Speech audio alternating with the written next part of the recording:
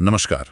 हाँ, आज हम एक ऐसी किताब पर बात करने वाले हैं जिसने पिछले दशक में मतलब दुनिया भर में तहलका मचा दिया है। हाँ, युवाल नोआ हरारी की सेपियंस, मानव जाति का संक्षिप्त इतिहास। बिल्कुल। हमारे पास इसकी काफी समीक्षाएं हैं और आज कोशिश करेंगे कि इसके जो सबसे जरूरी और कभी-कभी चौंकाने वाले विचार हैं उनको समझ सकें। हाँ, ये किताब एक बहुत लंबा सफर तय करती है ना। हाँ, लाखों साल पीछे ले जाती है। जब हम यानी होमो सेपियंस बस एक और जानवर थे। हाँ, और फिर दिखाती है कि कैसे हम इस ग्रह के मालिक बन बैठे। और हरारी कहानी को 4 बड़े हिस्सों में बांटते हैं, है ना? 4 क्रांतियां। हाँ, क्रांतियां। पहली और शायद सबसे सबसे अहम थी संज्ञानात्मक क्रांति। संज्ञानात्मक क्रांति, कॉग्निटिव रेवोल्यूशन, करीब 70,000 साल पहले। हाँ, ये क्या था असल में? ये वो टाइम था जब हमारे दिमाग में कह सकते हैं कुछ बड़ा बदलाव आया। हम सिर्फ उन चीजों के बारे में नहीं सोचने लगे जो सामने हैं, बल्कि उनके बारे में भी जो हैं ही नहीं। मतलब जैसे कि भगवान, पैसा, कोई देश या कंपनियां, ये असल में तो कहीं दिखती नहीं है ना। इसी को हरारी साझा मिथक कहते हैं या काल्पनिक वास्तविकताएं। और कमाल की बात यह है कि यही हमारी सुपर पावर बनी। अच्छा, कहानियां हमारी सुपर पावर। हाँ, एक तरह से गपशप करने की क्षमता, लेकिन सिर्फ लोगों के बारे में नहीं बल्कि इन काल्पनिक चीजों के बारे में गपशप।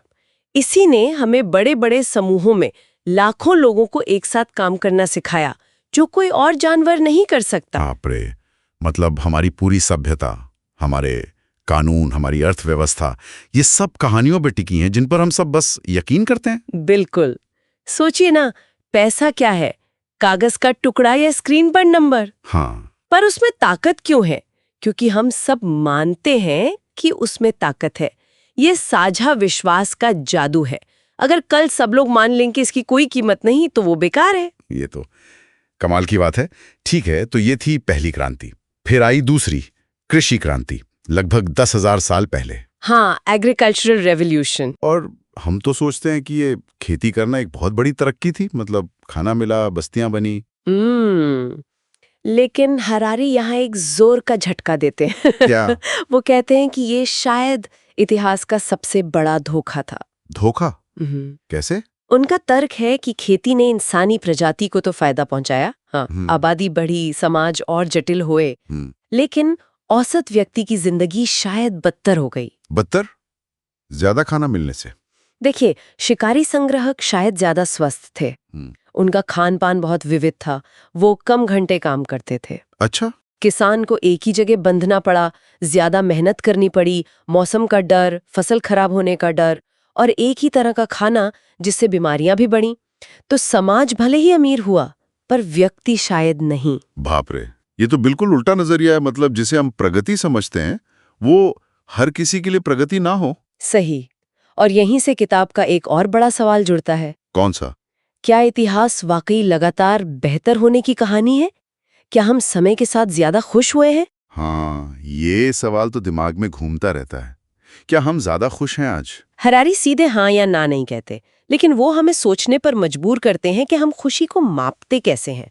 क्या पैसा बढ़ने से या देश के ताकतवर होने से इंसान ज्यादा संतुष्ट होता है? शायद नहीं। वो खुशी के इतिहास को भी टटोलते हैं और दिखाते हैं कि इसका जवाब आसान नहीं है। ठीक है, तो संज्ञानात्मक क्रांति, कृषि क्रांति, फिर तीसरा चरण था मानव जाति का एकीकरण। हाँ, यूनिफिकेशन। कैसे धीरे धीरे साम्राज्य बने, पैसे का चलन बढ़ा, बड़े बड़े धर्म फैले। इन सब साझा कल्पनाओं ने दुनिया को जोड़ा, एक ग्लोबल विलेज की तरफ बढ़ाया। और फिर आई चौथी और शायद सबसे तेज क्रांति, वैज्ञानिक क्रांति। बिल्कुल, लगभग 500 साल पहले साइंटिफिक रेवोल्यूशन, जिसने ज्ञान और टेक्नोलॉजी की रफ्तार को मतलब बेतहाशा बढ़ा दिया। हाँ, आज हम जो भी देख रहे हैं वो उसी का नतीजा है। सही। और वैज्ञानिक क्रांति ने एक नया मिथक भी दिया, प्रगति का मिथक। ये विश्वास कि विज्ञान और तकनीक से हम सारी समस्याएं सुलझा लेंगे और हमेशा बेहतर भविष्य बना सकते हैं। इसमें हमें ताकत तो बहुत दी है, अभूतपूर्व शक्ति। हाँ, पर वही सवाल फिर से, क्या इस शक्ति ने हमें ज्यादा खुश बनाया है या ज्यादा संतुष्ट? सोचने वाली बात है। अच्छा, किताब की तारीफें तो बहुत हैं, इसका दायरा बहुत बड़ा है, मुश्किल बातें भी आसान भाषा में हैं, अलग अलग विषय जुड़े हुए हैं, इतिहास, बायोलॉजी, इकोनॉमिक्स। हाँ, वो तो है। लेकिन कुछ आलोचनाएं भी तो होंगी, कमियां? हाँ, बिल्कुल है। कुछ आलोचक कहते हैं कि हरारी कभी-कभी बड़े दावे कर देते हैं, जिनके लिए शायद उतने पुख्ता सबूत नहीं है, खासकर जब वो पुराने इंसानों की सोच या भावनाओं के बारे में लिखते हैं। अच्छा। कुछ का मानना है कि कहानी को दिलचस्प बनाने के लिए वो कभी-कभी तथ्यों को थोड़ा सिंपल कर देते हैं या एक खास एंगल से दिखाते हैं।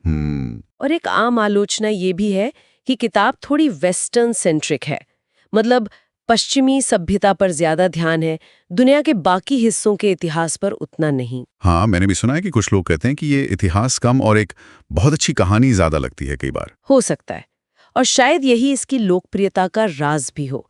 ये कोई एकेडमिक सूखी इतिहास की किताब नहीं है, ये बड़े विचारों और उत्तेजक सवालों पर फोकस करती है। तो फिर ये किन लोगों के लिए है, किसे पढ़नी चाहिए? मेरे ख्याल से ये उन सब के लिए है जो मानव इतिहास की बड़ी तस्वीर देखना चाहते हैं, जो ये जानना चाहते हैं कि हम इंसान मतलब आज यहाँ तक पहुँचे कैसे, और जो अपनी बनी बनाई सोच पर सवाल उठाना पसंद करते हैं। हाँ, जो सिर्फ क्या हुआ नहीं बल्कि क्यों हुआ और इसका मतलब क्या है में दिलचस्पी रखते हैं। बिल्कुल।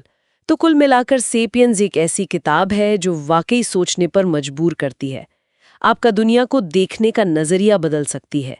परफेक्ट शायद ना हो, पर प्रभावशाली बहुत है। निश्चित रूप से इसने लाखों लोगों को हमारे अतीत, वर्तमान और भविष्य के बारे में नए ढंग से सोचने पर मजबूर किया है। हाँ, और चलिए अंत में एक सवाल श्रोताओं के लिए छोड़ जाते हैं। जरूर। हमने इन क्रांतियों की बात की, संज्ञानात्मक, कृषि, एकीकरण, वैज्ञानिक।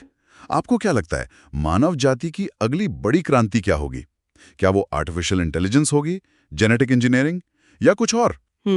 बड़ा सवाल है। और क्या वो क्रांति जो भी हो हमें वाकई पहले से ज्यादा संतुष्ट और खुश बना पाएगी? सोचिएगा जरूर।